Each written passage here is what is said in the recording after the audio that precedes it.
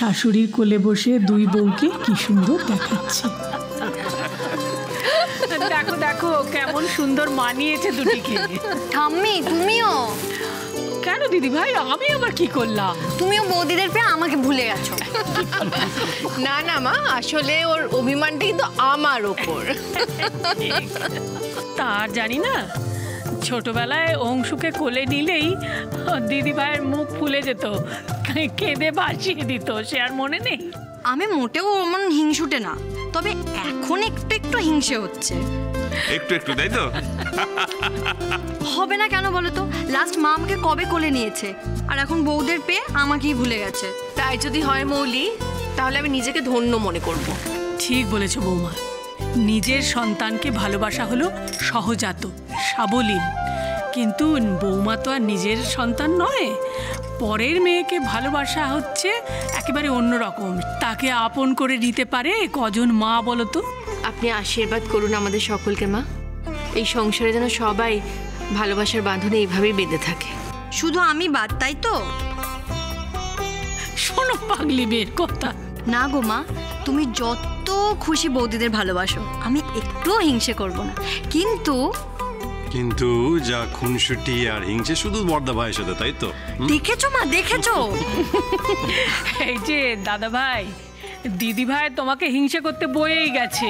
ওর বিয়ে হোক না, তারপর দেখবে ওর শাশুড়ি ওকে অনেক আদর যত্ন করবে। হ্যাঁ, এটা ঠিক বলেছো, ওর তো আর খুব একটা দেরি নেই।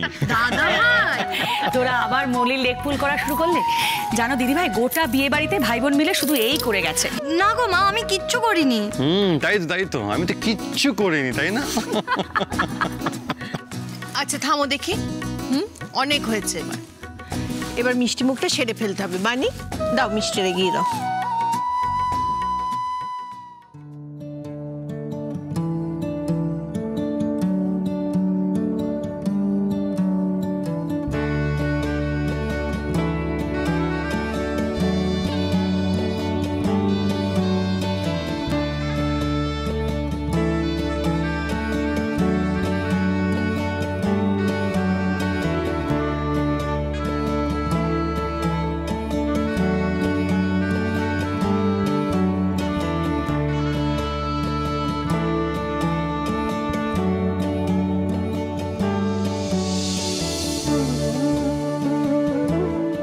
বানি, তাও মধুর বাটিতে দাও।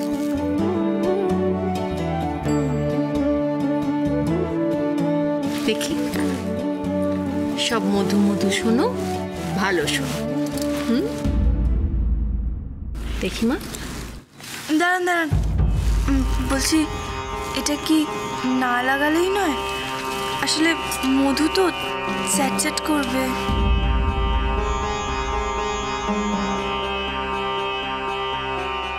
শোনো চুমকি, এটাই এবারই নিয়ম। দেখি, সব মধু মধু শোনো, ভালো শোনো। আরে বাবা, মধু মধু তো তখনই শুনবে যখন বাড়ি শুদ্ধ সবাই মধু মধু বলবে, তাই না? হ্যাঁ, কথা যেমনই হোক, মন যদি পবিত্র হয় তাহলে কথা মধুরই শোনাবে। কথা যত কটুই হোক না কেন, মনের আলোতে সেটা আলোকিত হয়ে উঠবে। শুনলে তরুণ, মা কি বললেন? এই এত সব নিয়ম কাজে সার কথা কিন্তু ওটাই।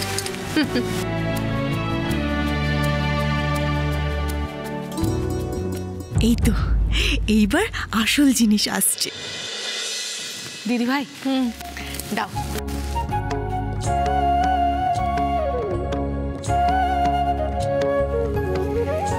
এই সব গয়না দেখছো? মা মানে তোমাদের ঠাম্মি নাত বউয়ের জন্য নিজে বেছে বেছে পছন্দ করে রেখেছেন। দেখি চারু মা, তোমার হাত কি? চারু, কি হয়েছে মা? তোমার হাতে ওই দুখান বালাগুলো কোথায়, যেগুলো এই বাড়ি থেকে তোমাকে আশীর্বাদে দেওয়া হয়েছিল?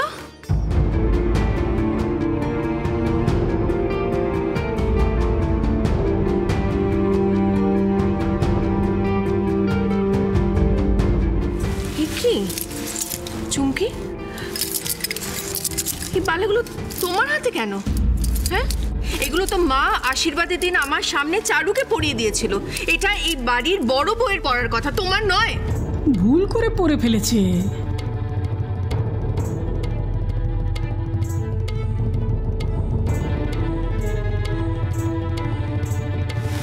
দেখি চারু, হাতটা দাও।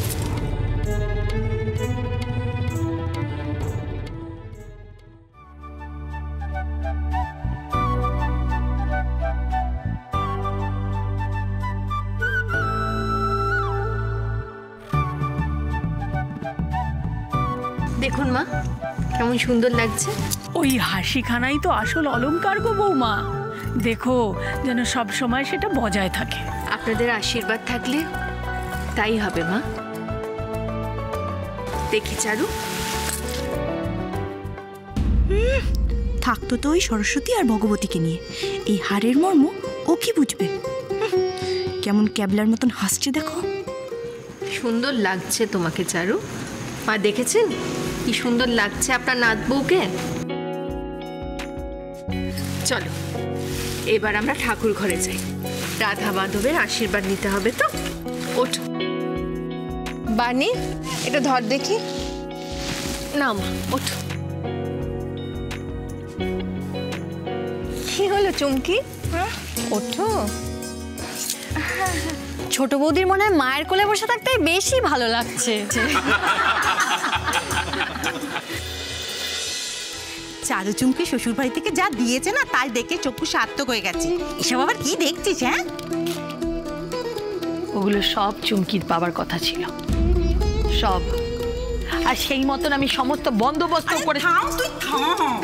তুই দেখছি লোক না জানিয়ে ঠান্ডা হবি না। হ্যাঁ, বাড়িতে এখন অনেক লোক, কে কখন চলে আসবে।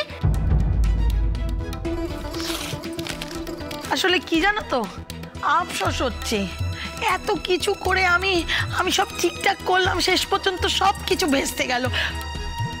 আচ্ছা ঠিক আছে ঠিক আছে, আমি আর এসব নিয়ে ভাববো না। যাকে যাক, যা হয়ে গেছে হয়ে গেছে। যা হয়ে গেছে তা মেনে নেওয়ার মানুষ যে তুই কত আমার জানা আছে।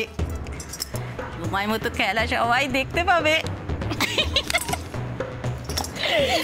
এই রানুদি, তুমি না এই শাড়িটা নাও। হ্যাঁ, এই শাড়িটা তোমাকে খুব ভালো মানাবে। দেখো আমার অনেক আছে, খুব ভালো দেখতে, অনেক আসবে। ওগো শুনছো?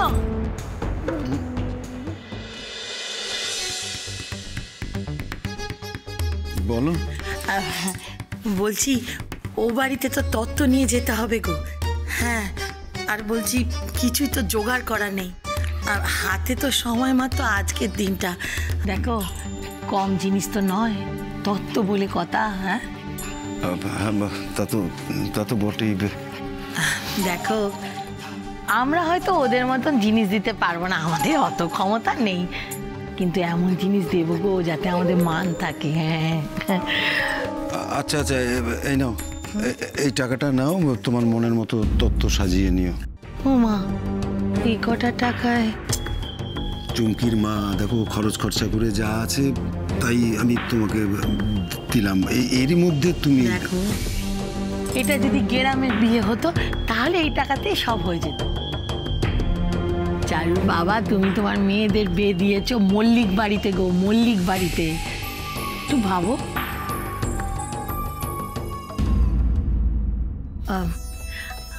আচ্ছা ঠিক আছে, আচ্ছা ঠিক আছে ঠিক আছে, তুমি এরকম চিন্তা করো না, আমি দেখছি।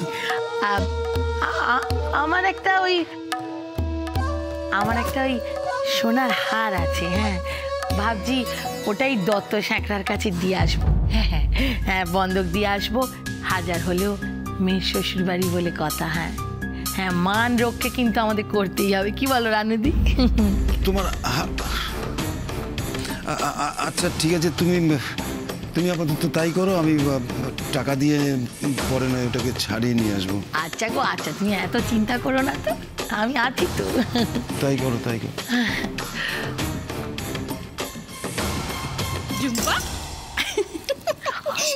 ভালো নাটক করতে পারিস তুই, নাকি গলার আর বন্ধক দিয়ে মেয়েদের তত্ত্ব পাঠাবি।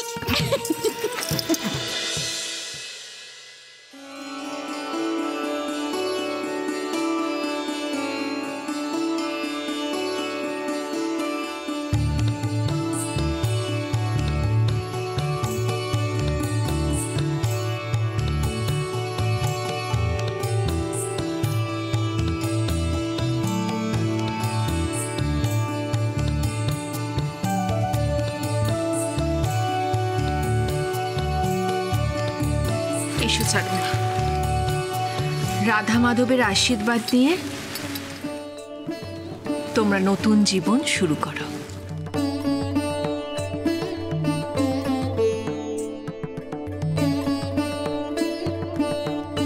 জানো তো, আমাদের রাধা মাধব ভারী জাগ্রত। তোমরা নিজেদের মনোবাঞ্ছা জানিয়ে সংসার জীবনে পা ফেলো, কেমন? ওনারা কিন্তু সারা দেন, জানো।